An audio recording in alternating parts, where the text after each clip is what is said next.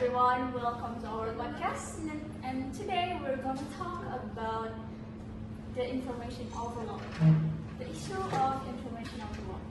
So many people who are familiar with the term of information overload, especially in the digital era where information can be easily obtained with just one click.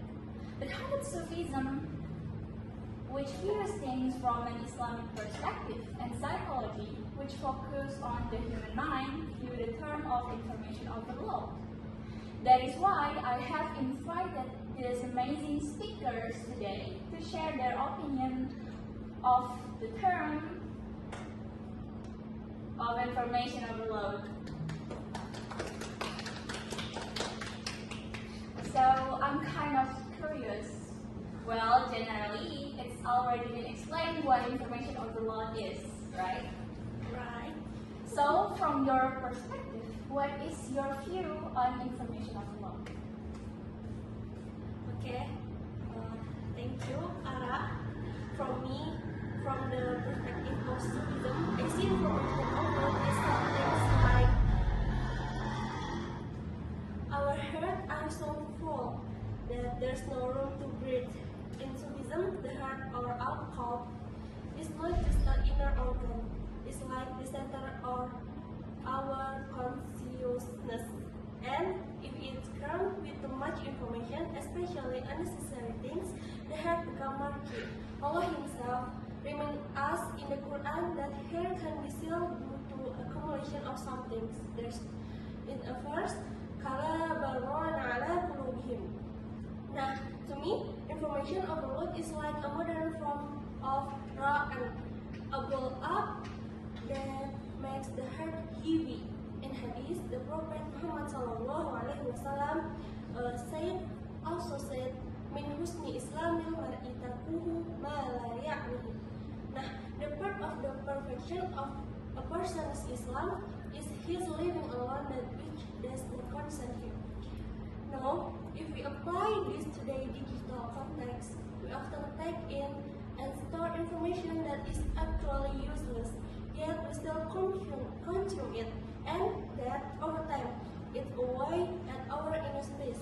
Personally, I feel this information overload often arises because we rarely filter things using our heads. We just keep scrolling over time, constantly opening media social, and in Sufism that is like our head catching a cold. So, is that? That's interesting. From a psychological perspective, information overload occurs when our brain's capacity to process information is exceeded.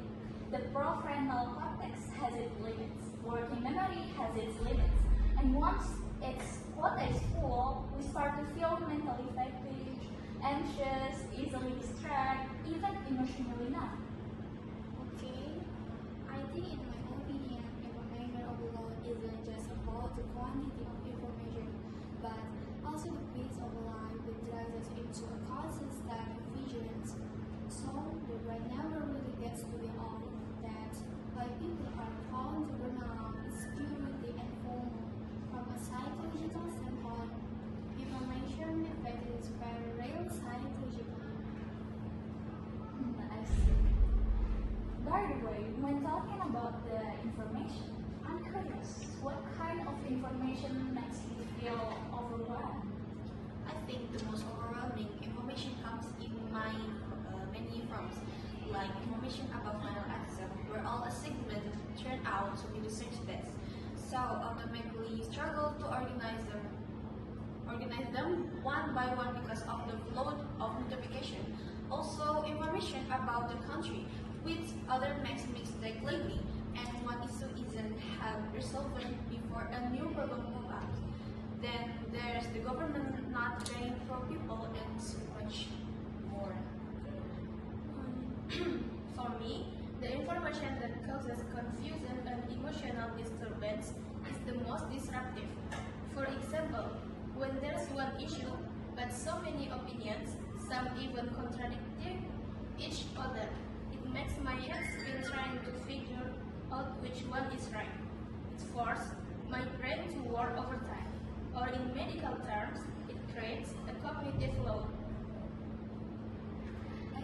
So from your opinions, I feel like most of the information is taken from the internet, right?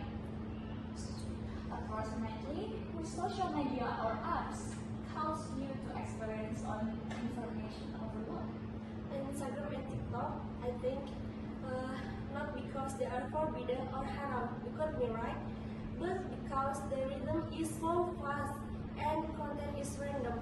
We open them just to see one thing, but end up receiving hundreds on other whispers of the words.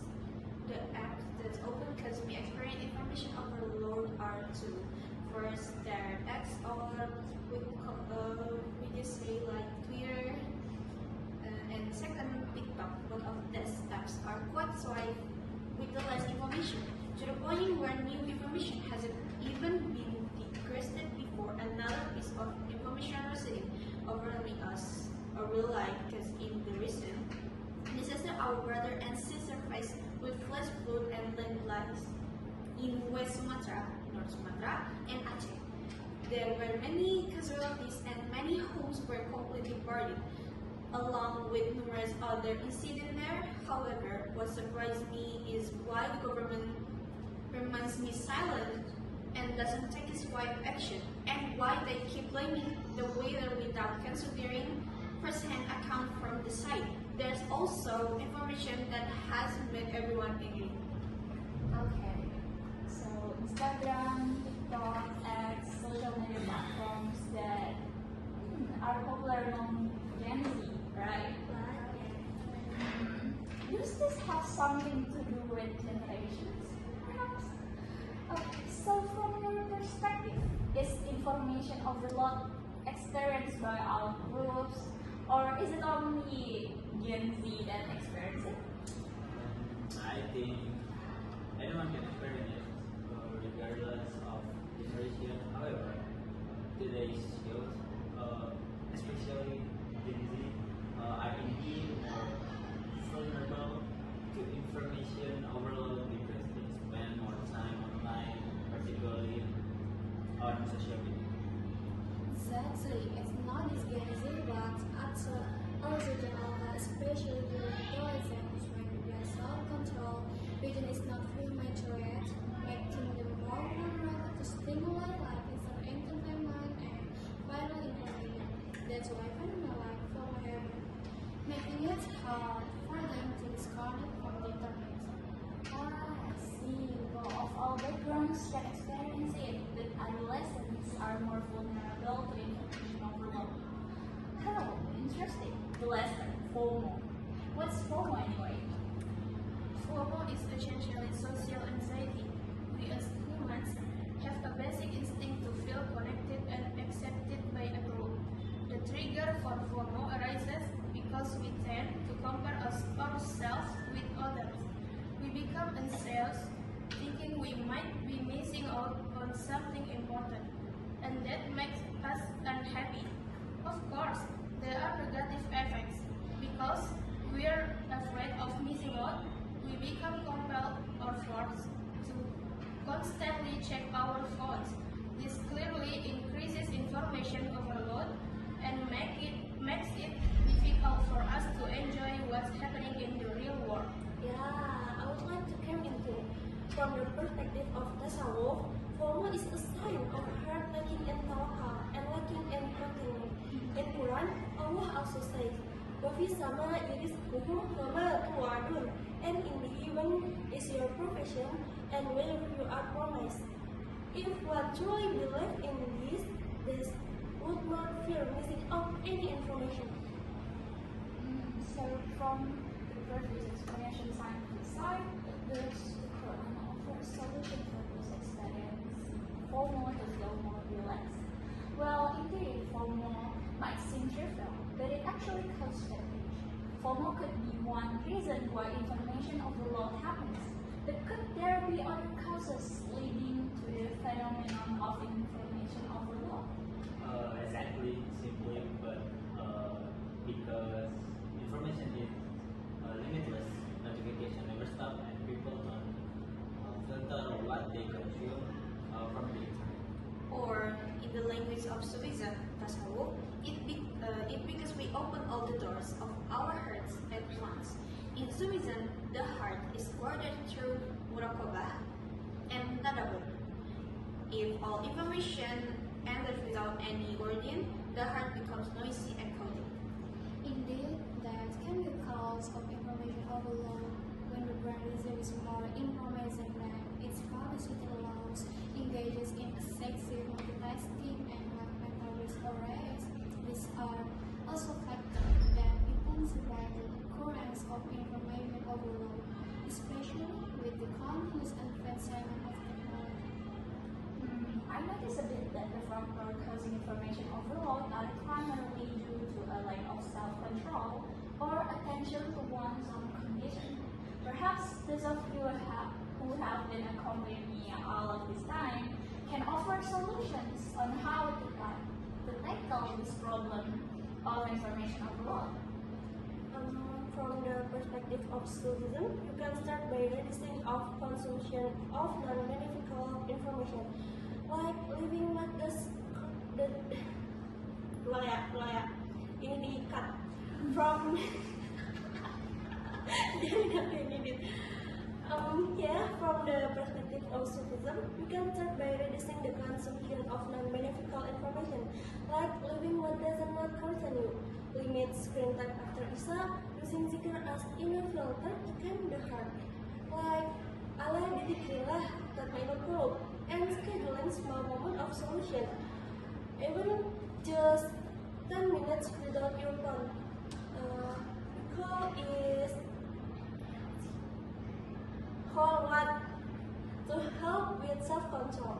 Don't forget to use information that brings the heart closer to Allah, not what describes inner peace. My friends and I also have healthy strategies and habits that can be applied.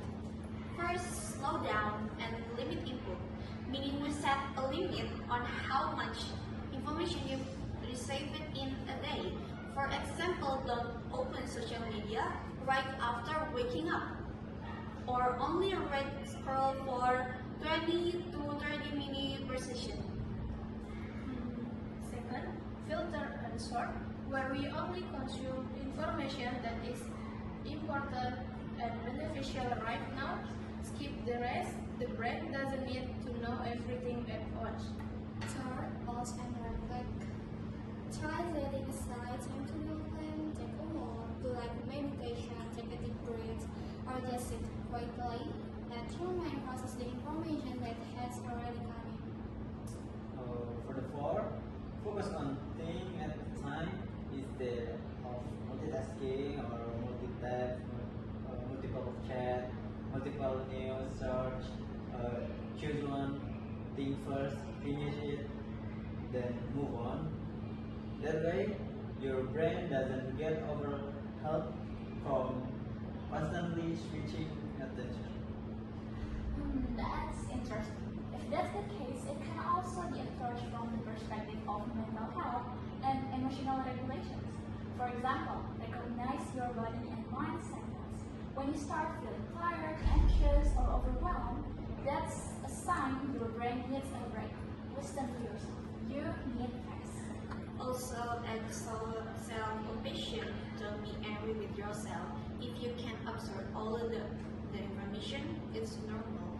The brain has its limits.